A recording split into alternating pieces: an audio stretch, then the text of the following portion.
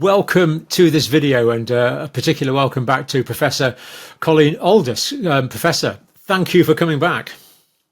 It's always a pleasure to chat. Really, I do enjoy it. So do I, love it. Now, I've been checking on you. You're a professor at the University of KwaZulu-Natal, South Africa, and you are involved in checking and supervising all forms of medical research. For example, mentorship of research in surgery, pediatrics, general medicine, psychology, human genetics, research, policy change, and epidemiology. Apart from that, I think the rest is a little bit boring, but that covers just about the entire field. And what we want to look at today is this paper that you've just published very recently that we see on the screen now. Critical appraisal of multidrug therapy in the ambulatory management of patients with COVID-19 and hypoxemia. Now, just as an introduction, you're going to be using the Bradford Hill criteria, which are just fantastic. I think we should be using these way more than we are. It's just not talked about anything like enough. And I just did a little bit of a sketch last night. Bradford Hill criteria are deciding what factors, when they're correlated, could be causally related. And this goes back to 1965 with Austin Bradford Hill, the famous British epidemiologist working with Richard Doll. And using these criteria, they worked out for the first time that smoking causes lung cancer, that asbestos causes mesothelioma. They both discovered that. And before that, people didn't know. I remember when I was a boy, my dad sawing up, teaching me to saw asbestos. I mean, it's just unbelievable. And the criteria have been used more recently to look at vitamin D and cancer, molds and infant pulmonary hemorrhage, alcohol and cardiovascular disease, sugar and sweetened components in drinks and obesity, and the effect of neonicotinoids, pesticides on honeybee prevalence. So all sorts of things coming out there. But tell us what first drew your interest to the ivermectin story, and then how did you decide to use the Bradford Hill criteria to adjudicate its efficacy? Well, I was first drawn into the ivermectin story in late 2020 when our South African pharmaceutical agency, SAHPRA, put out a notice to say nobody's allowed to use ivermectin and that it could kill you. And at that point, I realized that something did not add up, because although I did not know the drug very well at the time, the one thing I knew about it is it has just about no side effects. And whatever side effects it has, even at extraordinarily high doses, are transient. So I thought something was up, and then I got involved in looking at the evidence for ivermectin, and I immediately started collecting a library of evidence, everything that was published from 2020 onwards on ivermectin in COVID, I consumed. And I created that wheel paper that we spoke about last time. It actually shows the lie of the land of all the research. So it has the totality of evidence. It also tells you, so you know how much evidence is laboratory evidence, how much is clinical evidence, and how much is positive and how much is negative.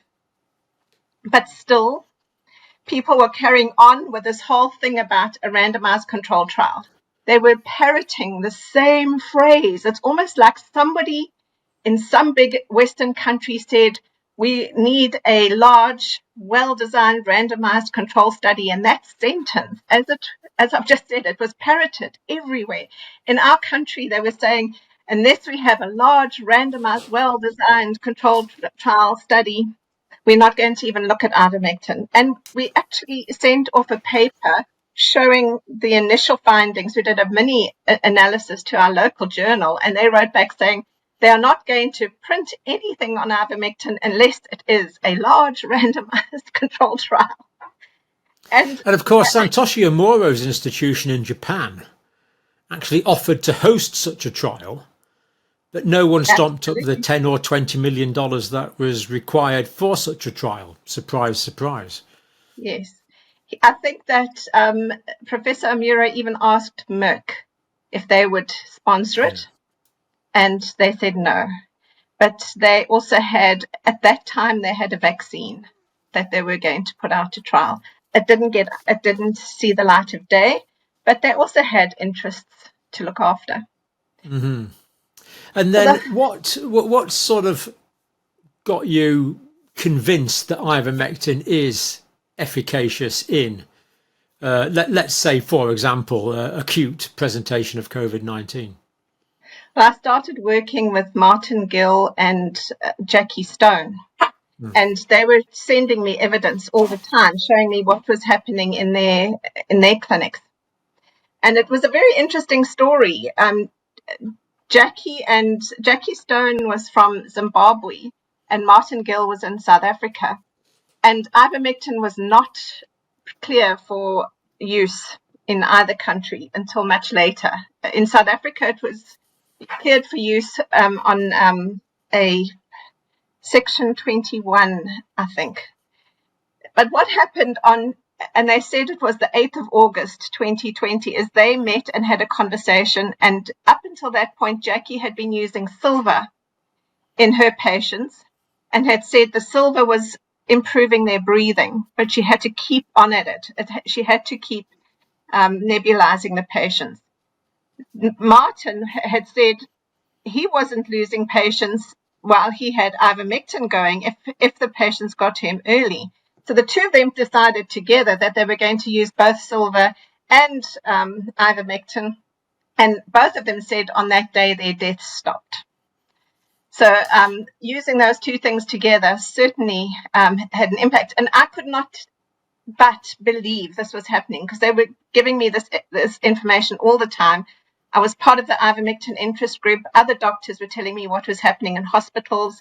Some doctors had ivermectin in their pockets and were handing out tablets out of their pockets to patients. Highly illegal. If it was ever caught, they'd be in big trouble, but that is where it was at the time. And I felt it was my duty as a scientist to support them and to show them that this is really working. As much as people were saying ivermectin's not doing anything for anybody, it was. And I felt it was my duty as a scientist not to abdicate my responsibility and to support those clinicians. So basically, and I think we should probably just pause at this point to remember Dr. Jackie Stone, who sadly left this world on the 3rd of October 2024 after a very, very, very difficult time. So sadly no longer with us. But we don't use silver in this country. So basically, in England, that I've never seen. So, but basically, what they were doing is they were getting patients in, and patients were hypoxemic, that their blood levels of oxygen were low with COVID. Okay, it was a minority of patients that were getting the low oxygen levels, but it was life-threatening in a minority of patients. And as good clinicians, when confronted with a new disease, they tried things that were locally available. They tried to save the lives of their patients. And I think Jackie did succeed in that, didn't you? This paper you've done, Colleen, is basically 3 studies, isn't it? Yes, maybe just outline what those 3 studies are now that maybe that you considered for your Bradford Hill paper. Okay, just before I do that, I want to draw to the attention of anybody who reads these articles, and just to mention, this is part 2 of a 2-part series, and I'll refer to part 1 later. But they are both dedicated to the memory of Jackie, because Jackie trained a whole lot of doctors in Zimbabwe who all used this healing protocol and saved a lot of lives. So the 3 studies that we looked at, we have referred to before in the Stone paper. We have previously written up the data in Zimbabwe. So Jackie had 30-odd patients that we wrote up that they were all hypoxemic, and we wrote up how quickly their blood oxygen levels shot up, and it was literally a miraculous shooting up. And in that paper, we compared her results with 2 others, and we didn't know these people at the time. We compared her results to Sabine Hazan, who did a similar study in Malibu in the States, and to Dr. Babalola, who also looked at the study in Nigeria, I think it was. It was, yeah. So there were 3 ivermectin protocols. So in this diagram that you have on the screen, Yep. The gray bottom line is a trial that did not use ivermectin at all. Mm-hmm. So all the studies, the patients at day 0 all started off with the same reading on that 0 line. The y-axis is what? Mean change in oxygen saturations percentage from day 0. Yeah. Oh, so okay. So that's the percent. The numbers are the percentage of change in oxygen saturations. Yes. Yeah. Got it. Yeah. So Thyro's study shows that the blood oxygen continues to drop. But the Babalola, Hazan, and Stone et al. Studies all show an immediate increase in the SpO2. Yeah, which is the oxygen. That's the way you would measure the oxygen with a peripheral oxygen saturation probe on your finger. Yeah. So immediately your patients start to feel better because now they can breathe. So you've started the healing process. Yeah. And if you have a look at it, it's instant.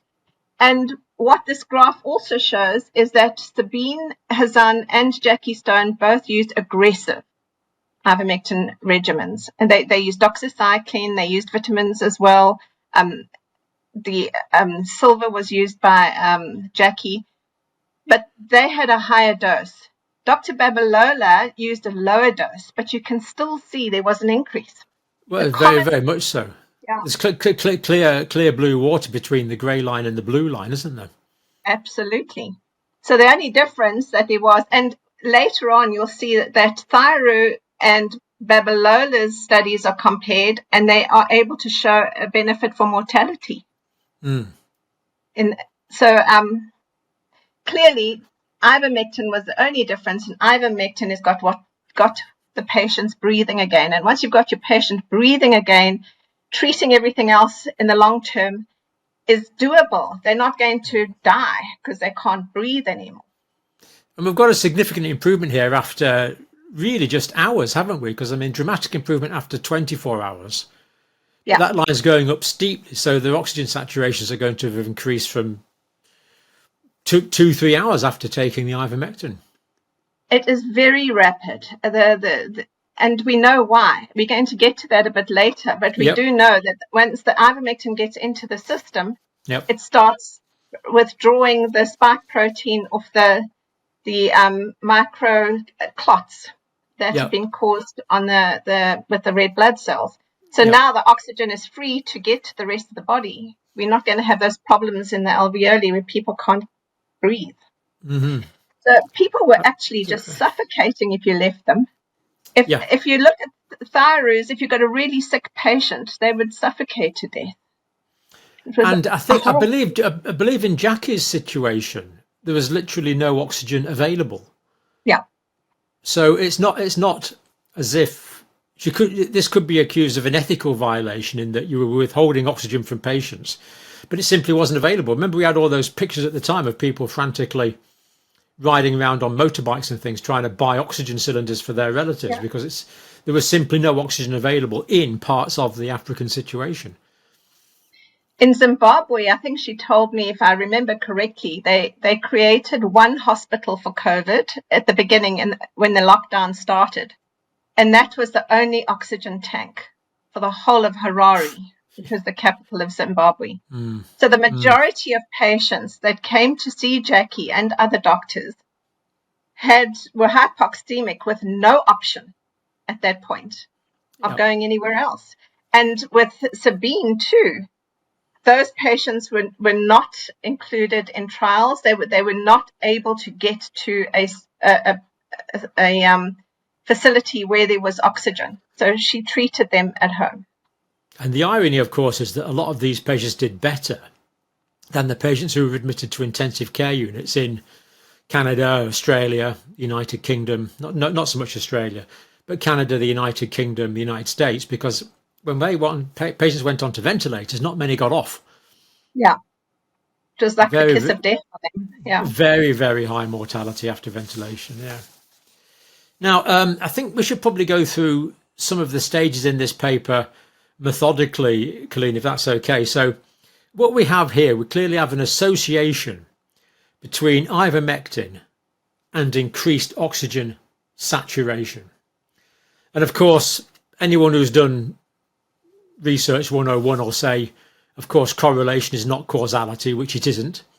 But correlation can often be causality. Things that are causally related are, of course, going to be correlated. Things that are correlated may or may not be causally related. So how do we decide which is which? And this is where the Bradford Hill criteria come in, going all the way back to the early 1960s, and the amazing work done that no one knew about, smoking causing lung cancer. Quite incredible looking back on it now.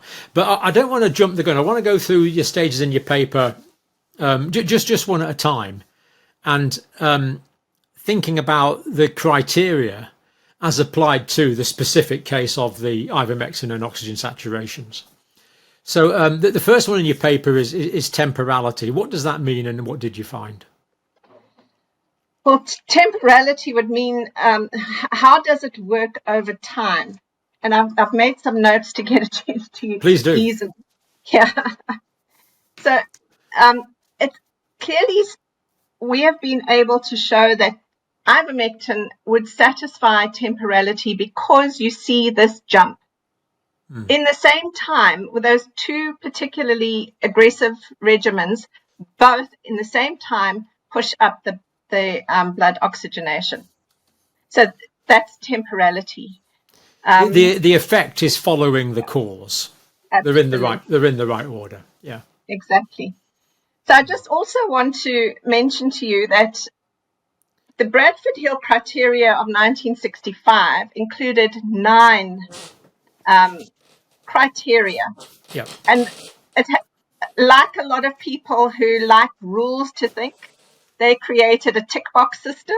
Yeah. And so, which is not what Bradford Hill intended. What Bradford Hill intended was to look at arguments from all these different angles and come up with what he called an inference to best explanation. Yeah.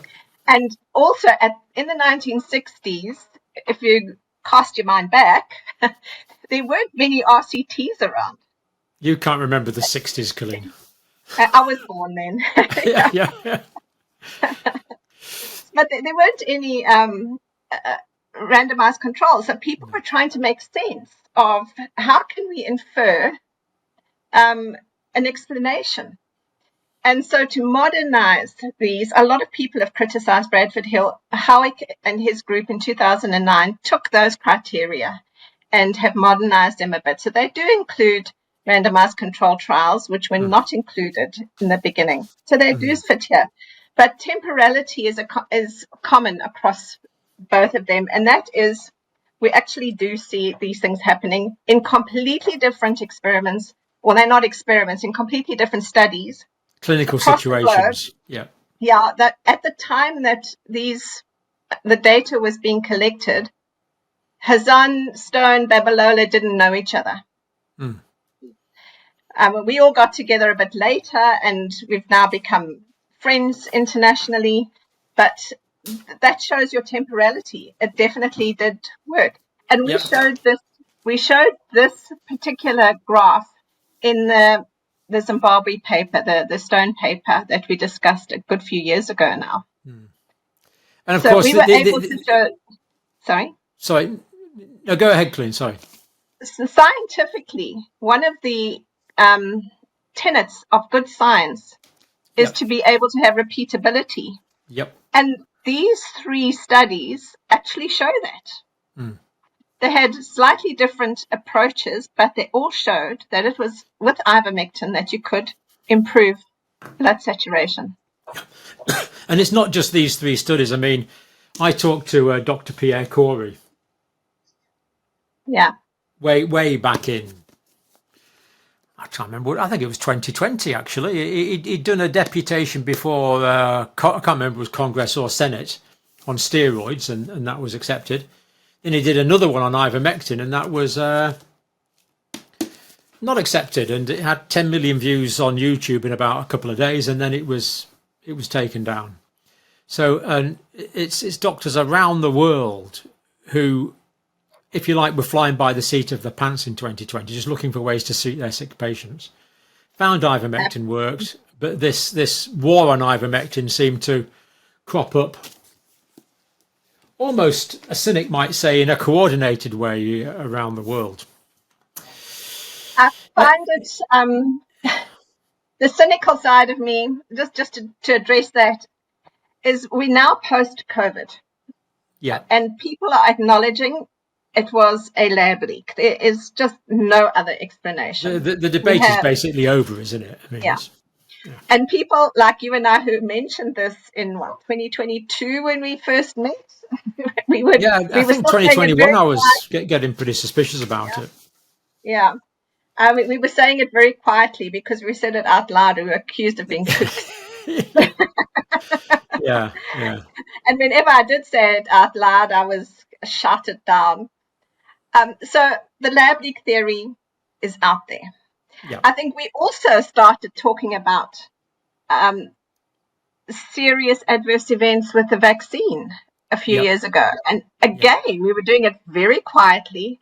I very subtly left a position of power I was in because I felt very uncomfortable. And I didn't want to be truthful about it because I'd have been told that I was a kook. But now people are accepting, yes, we've got serious adverse events. But what has not reached the Trusted News Initiative, which includes lots of newspapers and television stations around the world, is the fact that we had very good drugs that were repurposed, that worked, and they were squashed. And they were squashed because other companies wanted to try out their new things.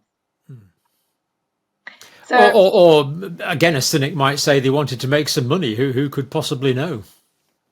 Oh, well, for people like you and I, where money isn't important, that's the first thing we think about. Well, it's handy to be able to pay for your groceries, but yeah, I'm sure we could both make a heck of a lot more money than we do.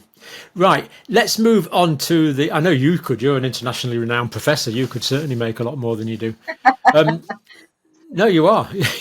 People don't realise professors are remarkably senior. Well, it is the most senior academic grade, isn't it? It's not. I was never a professor. I never got past senior lecturer. I was just a minion. Professors. I was a minion until about. Professors were kind of up there to me. But it doesn't mean we are internationally renowned. No, but you happen to be controversial. I know we did a couple of gigs together in Sydney, so yeah. at least we're known to some extent in Australia.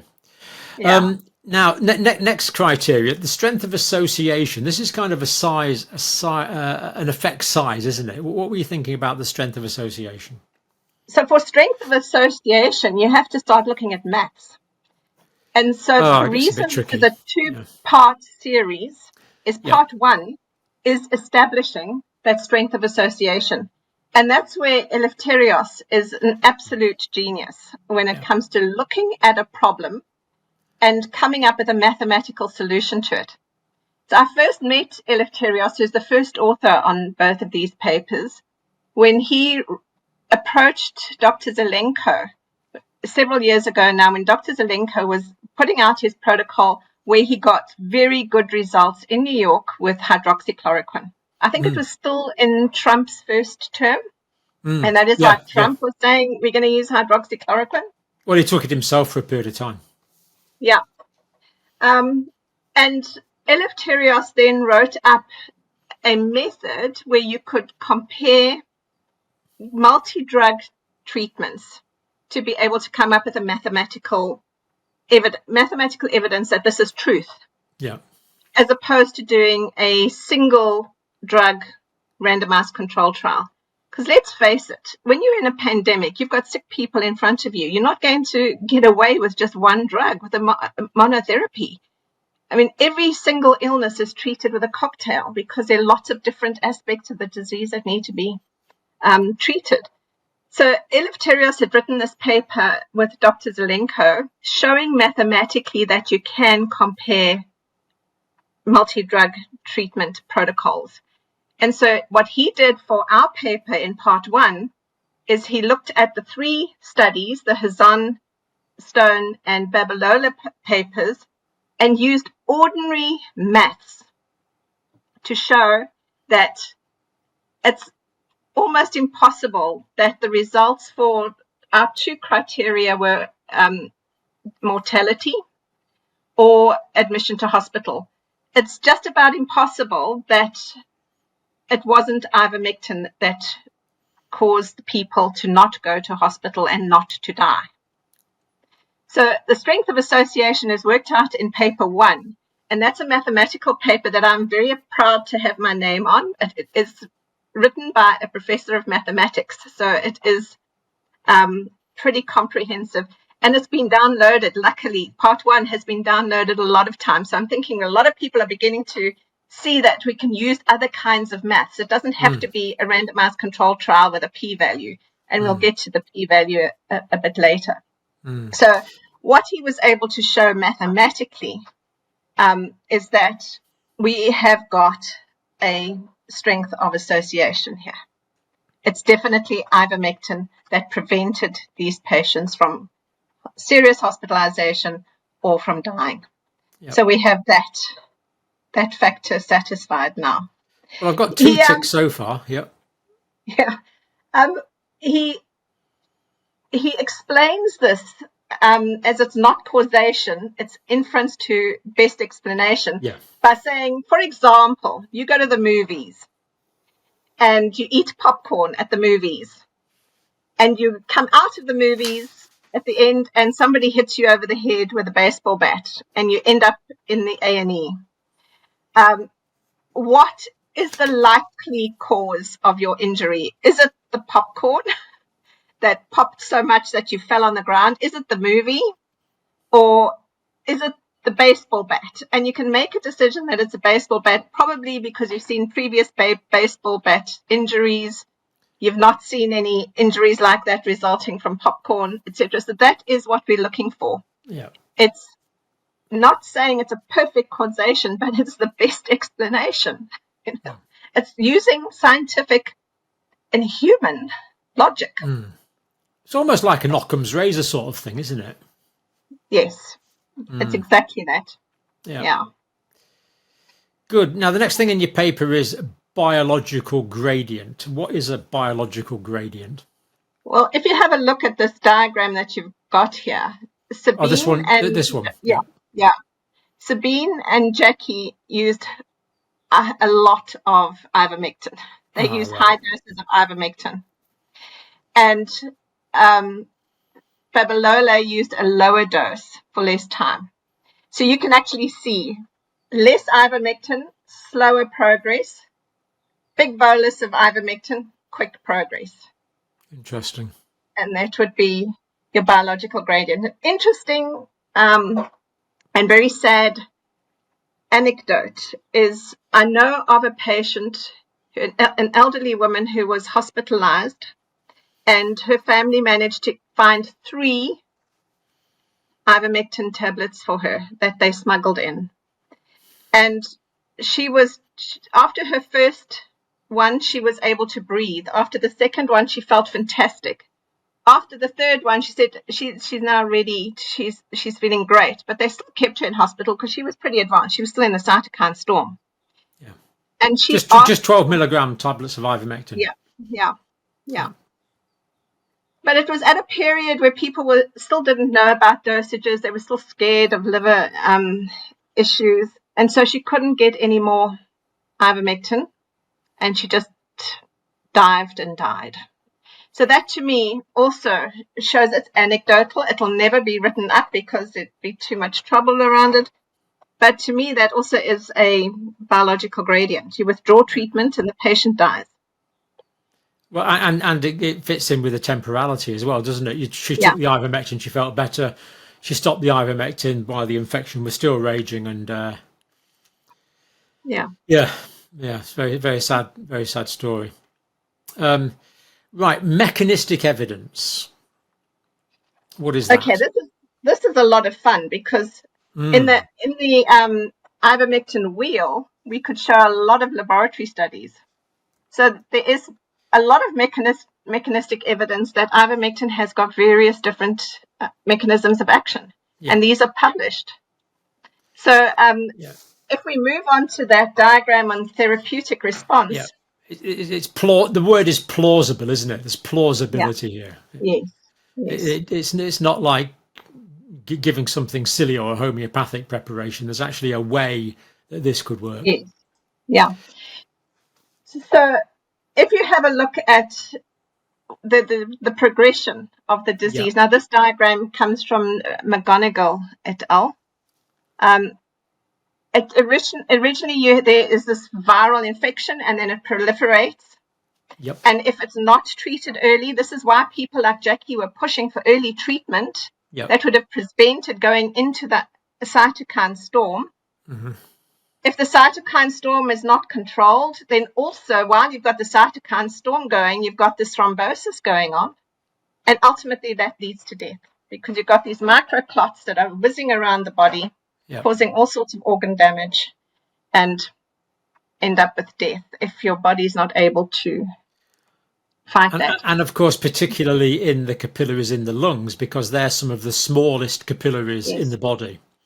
So anything they're so small that only single red blood cells can get through them. Yeah. In fact, it's even more than that. They have to squeeze down to get through. So, the red cell's about 7 micrometers in diameter, and they actually squeeze down to about half that to get through. You can actually see them deforming to get through the pulmonary capillaries. So if we look at this diagram here, there's evidence that ivermectin can prevent viral proliferation. It says a zinc ionophore, and if it allows zinc into the cells, it's going to prevent the proliferation. It has an anti-inflammatory impact in the cytokine storm. Yeah. And then there was this very elegant experiment done on the thrombosis. So Boshi and his group took petri dishes and infected them with the various COVIDs. And with blood, so he put blood in the petri dish and then infected them, and he got this micro thrombotic effect. He then put ivermectin and other drugs, I think, were also in it, but ivermectin into all these plates, and that resolved. If there was ivermectin on the tray and the blood was then added, and then the virus, there was no microagglutination. So they showed that ivermectin prevented that microagglutination. Yeah. And how David Scheim has explained that is that these spike proteins are free in the blood system, and they are attracted to the red blood cells. So the red blood cells start looking like they've got Velcro around them from spike proteins, and so they start sticking to each other. Gumming up with sticky spike protein. Yeah, so they start sticking to each other, and when they stick to each other, they make these microclots. Yeah, which means when they've got a microclot, it's going to block up your blood vessels. Yeah. So your red blood cells are no longer able to get oxygen to the rest of your system. So not only are your clots causing havoc in the rest of your blood, in the rest of your body, you've got these clots in your lungs that can't get oxygen, can't release their carbon dioxide and get their oxygen. Ivermectin comes along and it competes for those spike proteins, and it resolves. It takes those spike proteins off the red blood cells, and that explains why the patient feels better. So they've got we'd call it a competitive inhibition, wouldn't we? Yes. So the ivermectin is competing with the red cells to bind the spike protein. The ivermectin has got very effectively. The ivermectin's got a higher affinity for the spike protein than the red blood cells. Yeah. So the spike protein binds to the ivermectin, not the red blood cells, meaning that the red blood cells are free to become individual cells again and perfuse the pulmonary capillaries. It makes perfect sense, as does So the anti-inflammatory. let us just digress for a moment here. Mm. So now we know, and we knew quite a while ago, that it's the spike protein that is gluing the red blood cells together. Yep. So you and I are tasked with creating a vaccine. Are we going to sit down and design a vaccine that makes your body create lots more spike protein? Let me Maybe we should leave it think. there. Let me think about that one just a minute. No, the answer's. I mean, how could they have got it so wrong? Let's design a vaccine that causes the body to produce the most toxic part of the virus. It just doesn't make any sense. Give them their due. They probably didn't know that. But then as soon as the evidence was coming through, they should have. Coronaviruses have been around for a while, mistake. and there's lots of other proteins in the virus that they could have, lots of other epitopes they could have attacked. It really is quite bizarre. But the other mechanism I like there is the zinc ionophore. So what's happening there is zinc, when zinc is inside the cell. So viruses, of course, are what we call obligate intracellular parasites. They get into the cell, they're working inside the cell, they're replicating inside the individual cell. But zinc can kill viruses, or zinc is antiviral. So if we can get more zinc from the outside into the cell, it's going to have an anti-viral effect. And we know that ivermectin will open up the doors, what we call the zinc ionophores. So a 4 is a channel, an ion is the zinc. It gets into the cell. It mediates the zinc through this phospholipid bilayer cell membrane, which is normally impervious to. Gets it into the cell, then the zinc does its stuff and gets rid of the virus. I mean, all these mechanisms just make perfect physiological pharmacodynamic sense. They sound really quite plausible.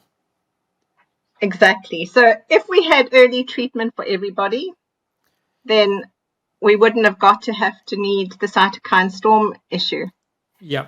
And I think that's the key thing. The key thing here is these antiviral treatments need to be given early. Yes. To stop the viral count going up, causing the complications. If the viral load can be controlled at an early stage, then basically the whole disease is aborted. It's terminated. Well, that explains why prophylaxis worked. Yes. In those countries that had ivermectin prophylaxis, that's explained. This diagram also explains why high doses of ivermectin in the thrombotic phase are important. Because by the time the patients are not able to breathe, they have got to the thrombosis phase. Yep. So low doses of ivermectin right in the beginning to prevent progression of disease or disease at all is ideal. And higher doses later to zap those clots, get those red blood cells freed up, get the oxygen through, break the clots in the alveoli, etc. So the earlier in the evolution of the disease that you give the ivermectin, the lower doses will be efficacious. I would think so.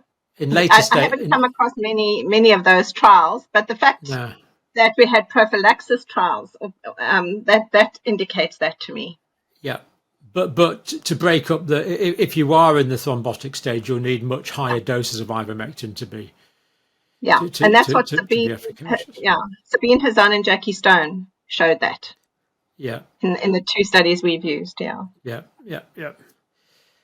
Okay, so I've ticked mechanistic evidence and biological plausibility. Is there any other components to look at under mechanistic evidence, or is that the basics of that done?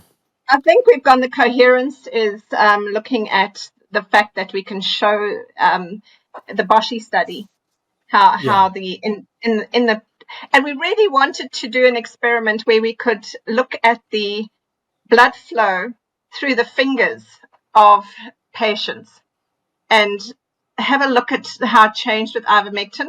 But we drew up that study when Omicron came out. So there were no longer patients going to a hospital, so we couldn't do the study anymore. But that would have been something really good to show with the coherence as well. Did you just unpack that coherence idea a bit, Colleen? I mean, what do we really mean? What did Bradford Hill mean by coherence? Well, I think coherence comes more in. Let me just find my notes. In the basically, is there consistency? Yes. Between epidemiological findings and laboratory findings and clinical findings, it's how how internal validity really, isn't it? So we've got consistency at viral proliferation level with Cayley's study, that very first one that came out in April 2020 from Australia. So there's that study that showed when she put out all her petri dishes with COVID and treated all of them with different repurposed drugs, ivermectin just killed the COVID. Yeah. So there's that lab study that looks at that mechanism. And then the thrombosis study was that study that Boshi et al. Did. But we've got coherence between communities that used ivermectin, individual bench science on the plausibility, the mechanisms, tied in with the clinical effects that people like Jackie Stone were seeing. So we've got coherence between these three lines of evidence, what you might call the biochemical bench evidence, the bedside evidence, the clinical evidence, and then the whole community level of evidence. We've got coherence between these three epistemological ways of analysing the problem, really. So again, and that is where the wheel would come in, because in one picture of the wheel, you could actually see the coherence. You can see how much is being done in the lab, how much is being done clinically. And the wheel did show a lot was done in observational trials, and it was mostly positive, showing that ivermectin was working. A lot was done in the labs, also showing that how they could explain why it was working in the clinic. There weren't many randomized control trials, because who does a randomized control trial within 2 to 3 months of a pandemic being announced? It's just not feasible. And I think it's inappropriate for randomized controlled trials to be called for, especially with a single therapeutic in a pandemic situation. We're not automatons. We are looking at human beings. Yeah, I mean, to do a randomized controlled trial there, not only was it never going to happen because there's no money in it, it also, had it happened for a drug with the efficacy of ivermectin, it would have been completely unethical to have a placebo group. Well, that is exactly what Tess Laurie said. Yeah, because they would simply have died. If Jackie had divided her patients into ivermectin group and placebo group, then, well, it would be unconscionable for a clinician to do that. Exactly. Yeah. Exactly. Especially with the evidence that there was already. Yeah. And that is why I believe we should be looking at Bradford Hill, not at randomized control trials, but to look at every single angle. Absolutely. But there were some trials, and we can get onto them next. Yep. That brings us on to parallel evidence, doesn't it, Colleen? Yeah. What is it? So the parallel evidence, we have only focused on the parallel evidence in our paper on the trials, on the randomized control trials that were done, that started coming out well after the pandemic had found its feet. But what does parallel evidence mean? What is the concept of parallel evidence? Well, you're seeing a whole lot of different kinds of evidence coming out at the same time. From different geographical locations. Absolutely, yeah. So this is worldwide. Yeah. So we've seen from South America, from Asia, Australia, India. Exactly, the United States, although they managed most of those, like Canada with the McMaster study, they managed the Brazil study. So what we're looking at is if we can see that we can justify its mechanism of action and tell ourselves through theory how it's working, through researched theory how it's working, what other evidence is coming up to support that? And so we limited ourselves, and this is where a wheel would be very useful if people are going to start thinking about monitoring drugs better in the future. And we separated the studies into those that showed positive results and those that showed negative results. And it's very clear what the differences are. The one main difference is those with negative results got published in top journals, and the trusted news initiative would put out articles like the final nail in the coffin of ivermectin, or final proof ivermectin doesn't work. Well, it must be true if it's in a large-scale international randomized international journal of great repute. It must be true. That's what we used to think. This is part of the disillusionment of what we've learned, isn't it? That these can no longer be taken as gospel. I have learned more in the last 5 years of my career than I did in the first 10. Yeah. And it's not textbook stuff. No. Yeah. So negative results, very prestigious journals, very readily published, very readily distributed by mainstream media, fact checkers and trusted news initiatives, whatever that means. Negative results tended to be in what? Smaller journals, maybe just tweeted a few times. Get them, if we could get them into any journal at all. And if they hadn't been withdrawn after years because they might be telling inconvenient truths, maybe. Yeah. Yeah. So, I mean, for example, this paper we're talking about now, how easy was it to get published? It bounced off so many desks of editors. It did not even get to review. I think it's been ready for over a year. And we got very little review to improve it ourselves. How can a paper of this obvious quality not be sent for peer review? As soon as they read we kept the word ivermectin out of the title, but as soon as you see the abstract, the word ivermectin pitches up. So yep. So eventually it's published in the Japanese Journal of Antibiotics, and it really is an indictment, isn't it, of a lot of our sophisticated, in brackets, Western countries, that we haven't published things, but interesting stuff coming out of Korea, interesting work coming out of Japan, where maybe the tentacles of control are somewhat less, and this was published in a Japanese journal, which is good to see. Well, we were very honoured to have had our paper accepted there. It's the same journal that Professor Yagasawa has published his literature reviews in with Professor Satoshi Omura, who was one of the recipients of the Nobel Prize for ivermectin. Yep. So we took a chance. Yeah, we took a chance. We thought, this is our last chance. Let's just try. Thinking that they don't take review articles. But when we sent it to them, I think they saw the scholarship that has gone into it.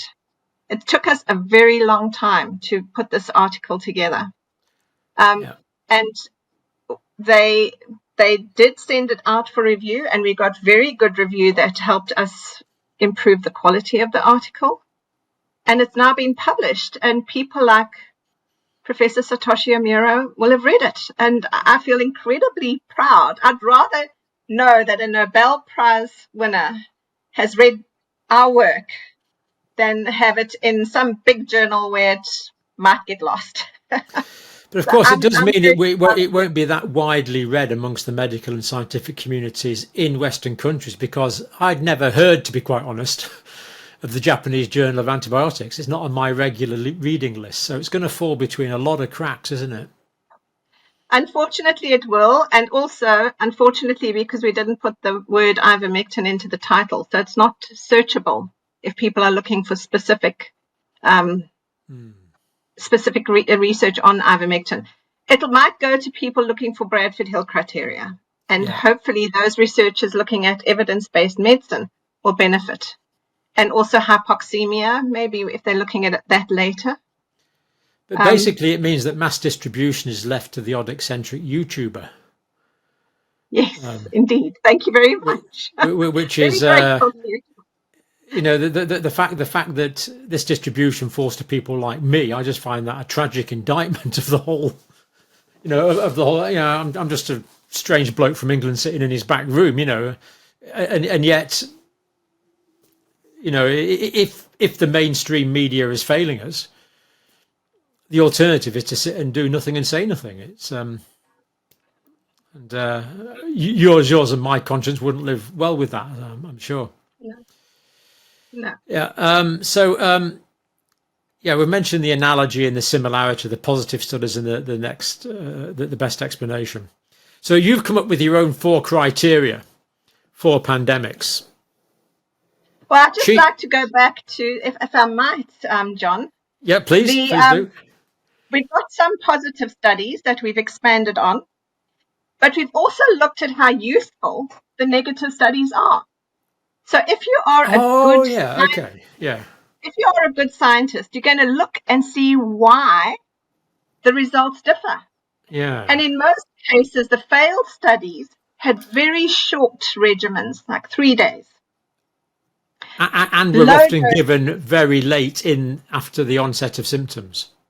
Exactly. Low doses, very late, or with low risk patients. So you're not going to see hospitalization anyway, or mortality anyway. So there were many reasons why those particular negative studies are useful to be able to show us, yes, we need high doses at certain times in the disease. We need to look at a certain demographic of patients that's going to use these. A 16-year-old won't get sick from COVID, but a 60-year-old might get seriously sick. So a really good scientist is not going to say there were positive studies that were good and there were bad studies that were negative, or the other way around, like the people who have got the negative studies who say anybody with a positive studies was just anecdotal and they are kooks. It's to actually examine each and every one of them and come up with a good dosage and a good explanation so that next time we end up with a pandemic where ivermectin can be useful, we know where to start. Or other repurposed drugs, whatever they happen to be. Yeah. It might be something as simple as iodine gargling, exactly that. It could be. I mean, it's bemusing. We've got studies from international prestigious centres, which made, in my view, really quite simplistic errors of giving small doses 4, 5, 6 days after the onset of symptoms, and then using that as evidence of non-efficacy. I mean, and the people that are doing these studies are not cognitively challenged people. It really makes you wonder why the blatantly flipping obvious didn't jump up off the table and hit them in the face.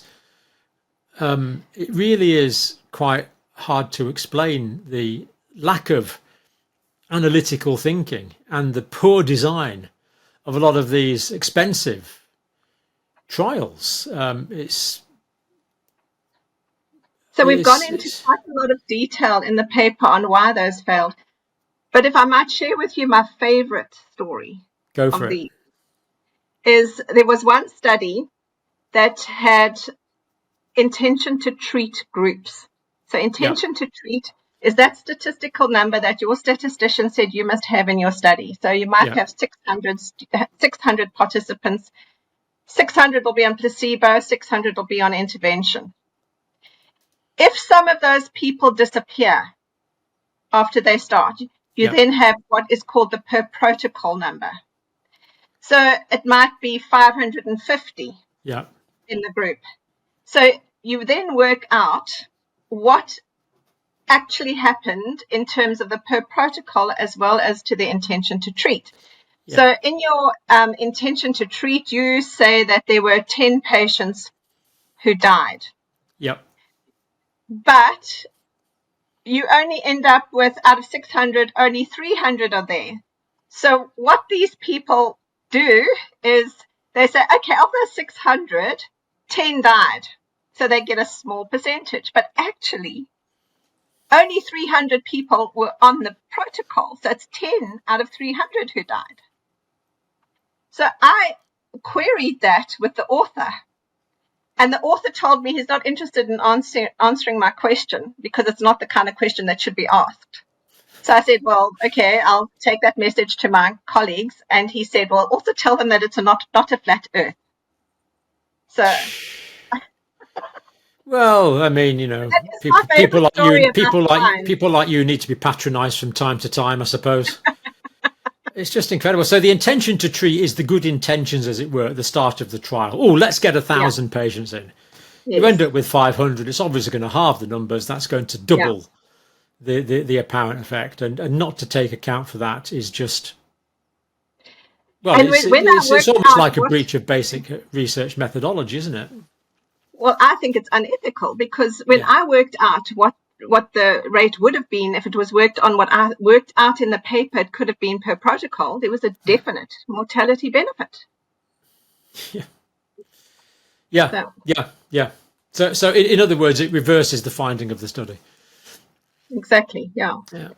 It's not only that where scientists get lose sight of what our science is for. Our science is to help people. It's not to make sure that your university gets the next grant.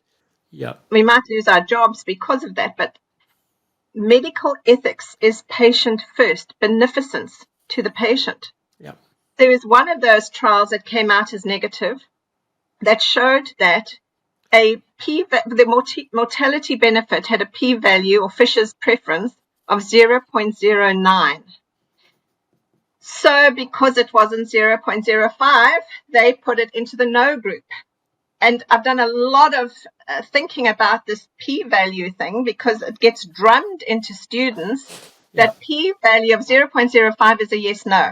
Yeah. And even Ronald Fisher hated that idea. Who's Ronald Fisher? Ronald Fisher was the person who came up with p equals 0.05 in, I think it was 1926. Oh, really? So I didn't know almost that. Right. 100 years ago. So it's a centenary of people abusing his work. Yeah. So just to provide some context, he was a population geneticist in 1920. So he wasn't working with genes because genes had not been found. We only found the shape of DNA in 1953. And only in the 60s did we find the bases that actually give us the genetic code.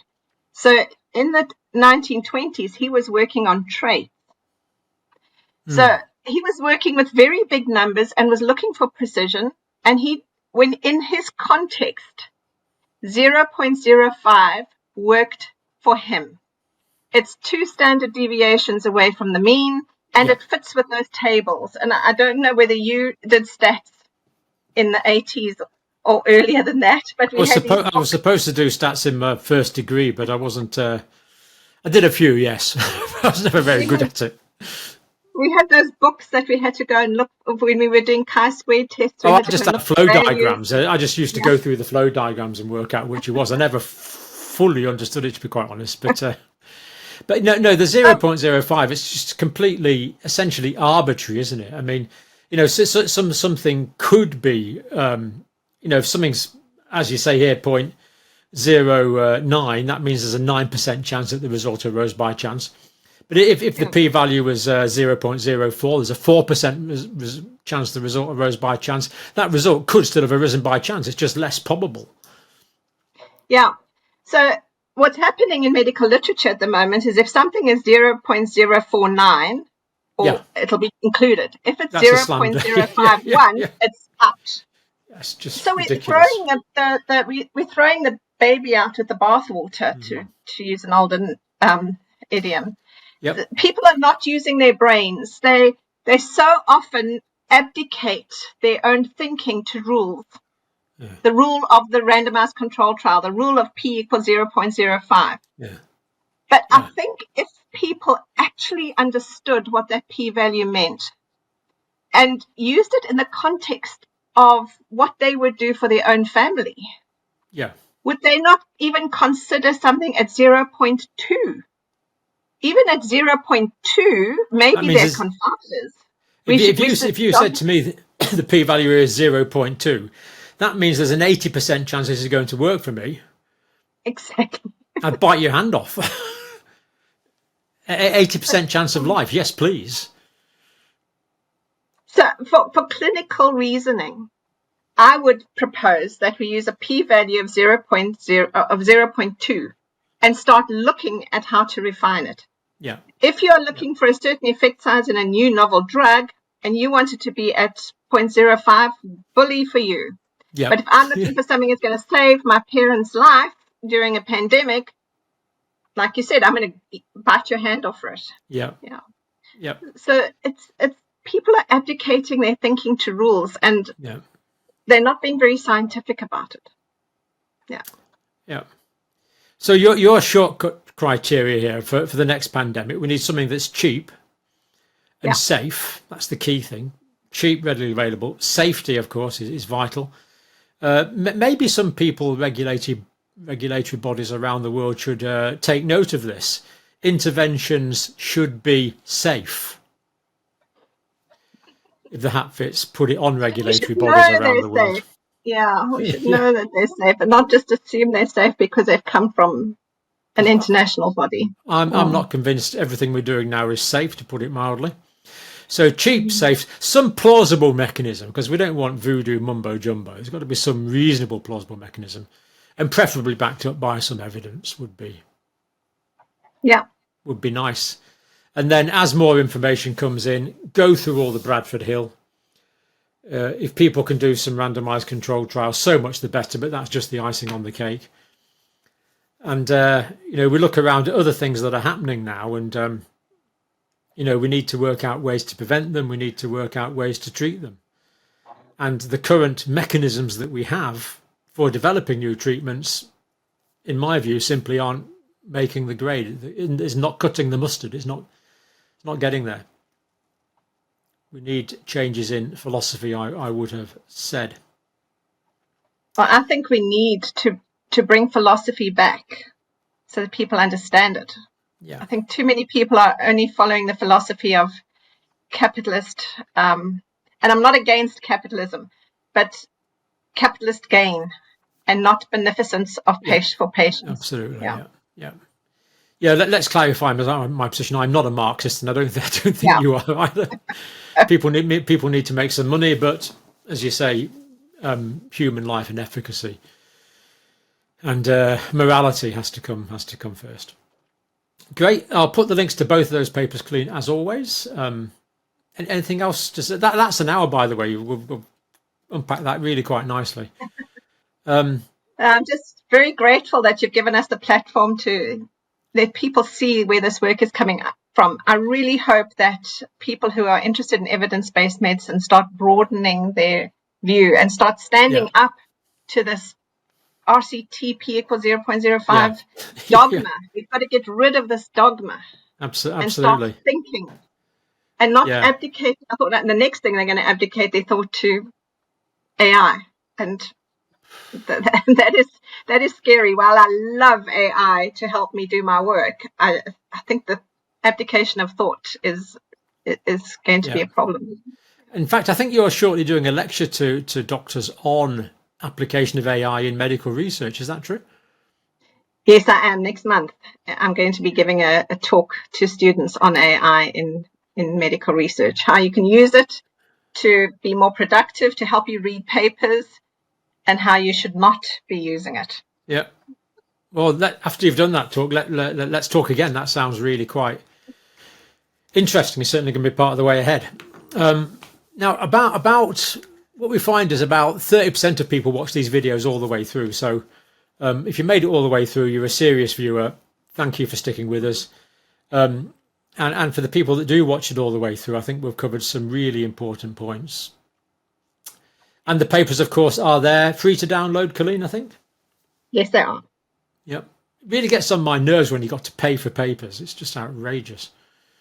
They're on ResearchGate as well. Free on ResearchGate under Eleftherios's name and my name. Yep. And I certainly downloaded the PDFs without any difficulty, and they are detailed. But the mathematical one, of course, I didn't follow it all. But yours is really quite readable, quite straightforward. If you've got a few hours, sit down, read it. You will make sense of it. It's completely intelligible.